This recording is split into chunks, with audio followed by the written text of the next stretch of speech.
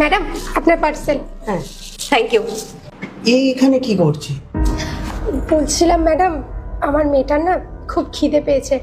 আপনি যদি কিছু মনে না করেন, আপনার বাড়ির মধ্যে এসে ওকে একটু দুধ খাইয়ে নেবো? হ্যাঁ হ্যাঁ, নিশ্চয়ই, এসো ভেতরে এসো। Thank you. ওর বয়স কত? এই তো 1 বছর হলো। মাত্র 1 বছর বয়স, আর ওকে সাথে নিয়ে কাজ করছো? এতটুকু বাচ্চা মেয়ে। না না, আমার এখন কোনো সমস্যা হয় না, অভ্যেস হয়ে গেছে। আর এমনিও আমার কাছে তো আর কোনো উপায় নেই। কেন, বাড়িতে আর কেউ নেই? না, আমার কেউ নেই, শুধু ও আর আমি। এর বাবা? আসলে কি বলুন তো, ওর বাবার সাথে না আমার কোনোদিনও বিয়েই হয়নি। মানে আমি ঠিক বুঝতে পারলাম না। ওর বাবার সাথে আমার কলেজে দেখা হয়েছিল, তখনই আমাদের মধ্যে প্রেম হয়। তারপর কিছুদিন পর আমি জানতে পারি যে আমি প্রেগনেন্ট। তারপর ওর বাবাকে জানাতে ও অ্যাকসেপ্ট করতে বারণ করে দেয়। আমাকে বলেছিল অ্যাবর্শন করতে। যদিও আমি অ্যাবর্শন করতে গেছিলাম, কিন্তু ডক্টর তখন আমাকে বলল আমার লাইফ রিস্ক আছে। সেই জন্যই আমি আর অ্যাবর্শন করতে পারিনি। ওর সমস্ত দায়িত্ব আমি নিজের কাঁধে তুলে নিয়েছি। আর ওর বাবা যখন জানতে পারে আমি অ্যাবর্শন করিনি, ওর বাবা তখন আমার আর ওর দায়িত্ব নিতে বারণ করে দেয়।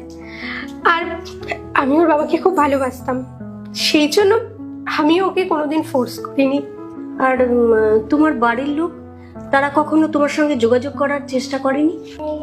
আমার বাড়ির লোকও এই ব্যাপারে কিছু জানতো না, কিন্তু আমি এইসব কিছু ঘটার পর আমার বাড়িটা ছেড়ে দিই। আর যখন বাড়ি থেকে বেরাই, তখন আমি একটা লেটার লিখে আসি। ওই লেটারে আমার আর আমার মেয়ের ব্যাপারে সব কিছু লিখে এসেছিলাম, যাতে ওনারা আমাকে বলতে একটু সুবিধা পায়। ওরা কখনো আমার সাথে কন্ট্যাক্ট করার চেষ্টা করেনি, কিন্তু আমি একটু চেষ্টা করেছিলাম। আমি একবার কলও করেছিলাম, কিন্তু কথা বলার সুযোগ পাইনি, আর মুখ থেকে স্বরই বেরায়নি কথা বলার জন্য। পরে কখনো ওর বাবার সঙ্গে যোগাযোগ করেছো? না, ওর বাবার সাথে আমি কখনো কন্ট্যাক্ট করার চেষ্টা করিনি, কারণ ওর বাবা যেদিনকে আমাদের দুজনকে ছেড়ে চলে গেছিল, আমি সেদিনকেই ভেবে নিয়েছিলাম ওর বাবার সাথে আমি আর কোনো দিন কোনো সম্পর্ক রাখবো না।